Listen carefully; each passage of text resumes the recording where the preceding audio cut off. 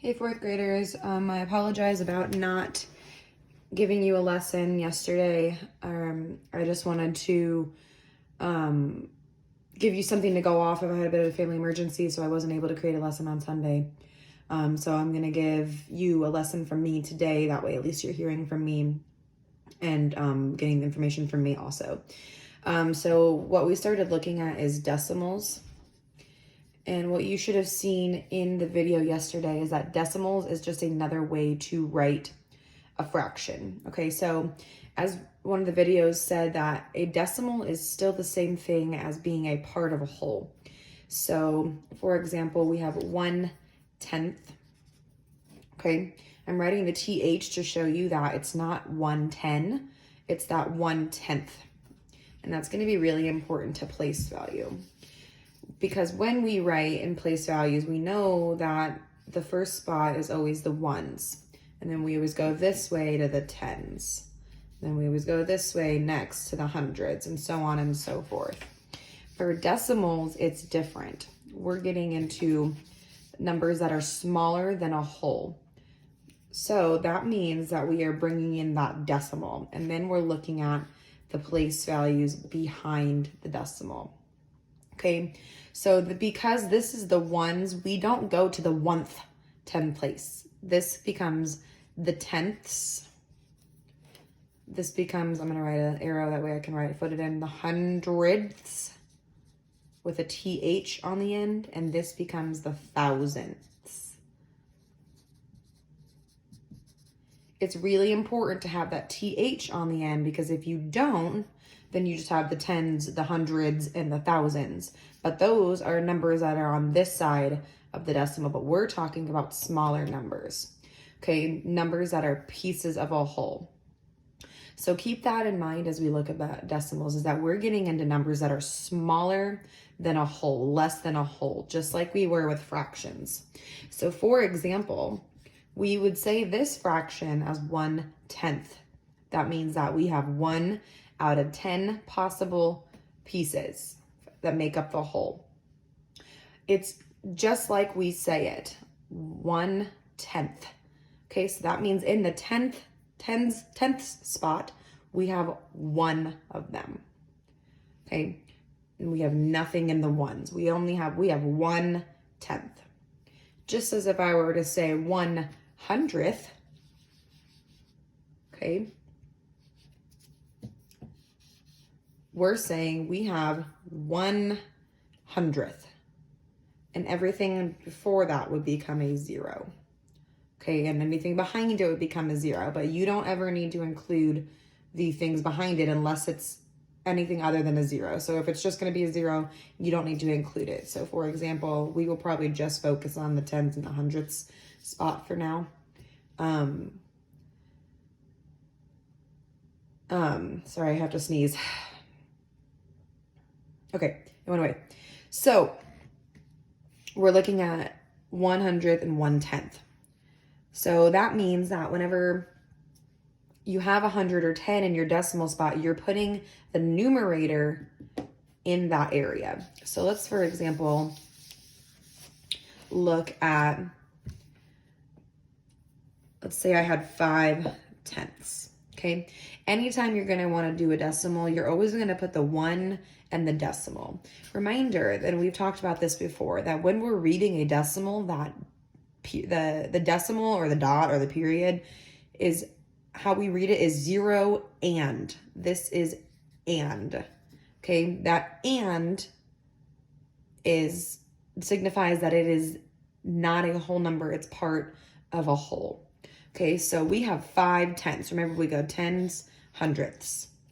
Well, here my denominator is 10th, and I have 5 of them.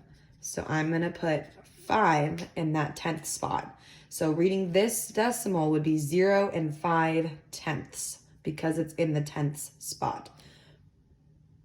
So just like we would read it as a fraction is how we would read it as a decimal. Okay, although we have that 0 and the and. That and lets us know that there's a decimal in there. 0 and 5/10. One of your videos also pointed out that The only time that we can ever just take the fraction and make it into a decimal is when the denominator is a factor of is either 10, 100, 1,000, 10,000, 100,000. Okay, it needs to be one of those factors of 10 that those, it gets bigger by 10 times 10 times 10 as we go. So we can't take like 1/2 and put 0.1 there, because this would be 1/10. 1/10 is not the same thing as 1/2. Okay, so right now we're only focusing on fractions that have that 1 in the 100 in the in the denominator. Okay, so another way, or another one that we could do, let's look and see if we've got 8/10. Okay, so we write this just like we would say it. So remember, when we have the decimal, we have the 0 and. Sometimes you'll see decimals without the 0, and you'll just see the things behind the decimal, but I like having the 0 in the front because that lets us see that there is a possibility to have a 1's place value. We don't have any whole numbers like we had 1 and 8/10. Okay, that's where this whole number would come in, because this is a whole number here and a mixed number, but we're just focusing on the fraction part or the decimal part for now. So we've got 8/10. Okay, so we've got tenths, hundredths. Where do we think the 8 should go?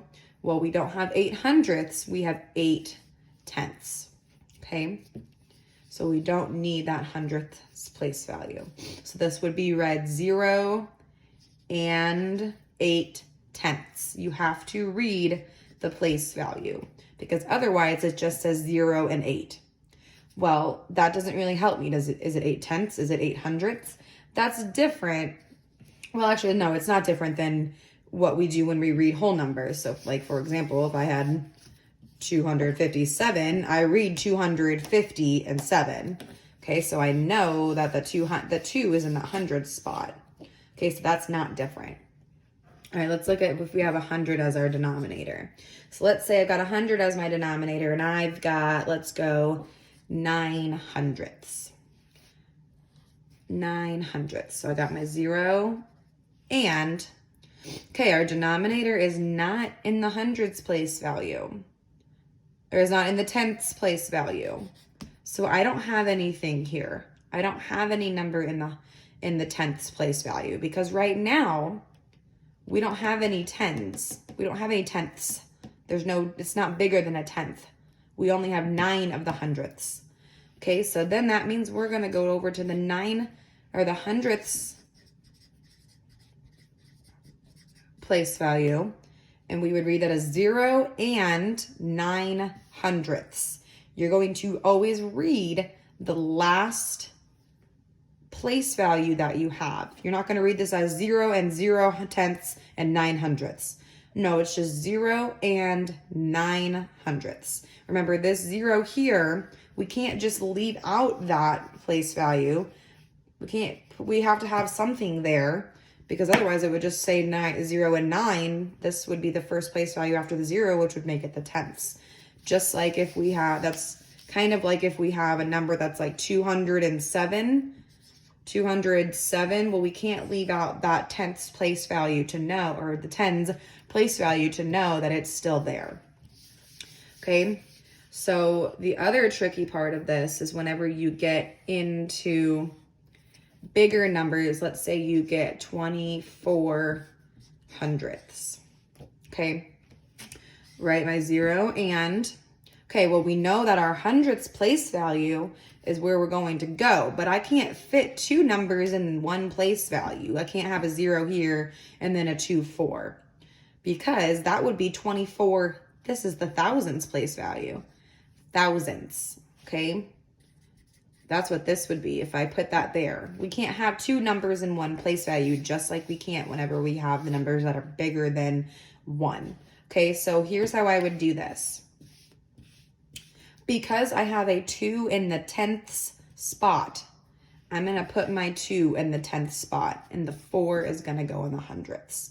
The last number of your fraction of your numerator and your fraction is what goes in the place value of your denominator. So 0 and 24, we would still say this as hundredths because that's where we ended the denominator, or sorry, where we ended the decimal. That's what place value it ended in, 0 and 24 hundredths. Because this is 20. If we break it apart, this is 20 tenths.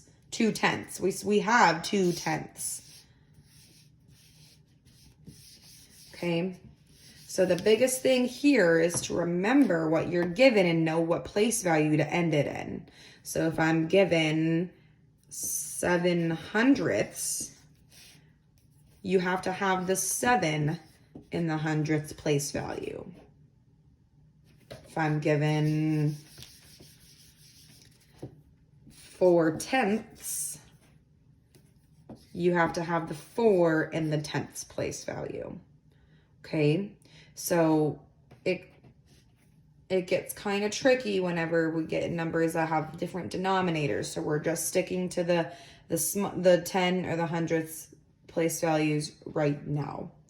I hope that helped with your work coming up tomorrow. Or I guess today, I'm recording this on Monday night, sorry. Coming up tomorrow. As always, if you have questions, please let me know.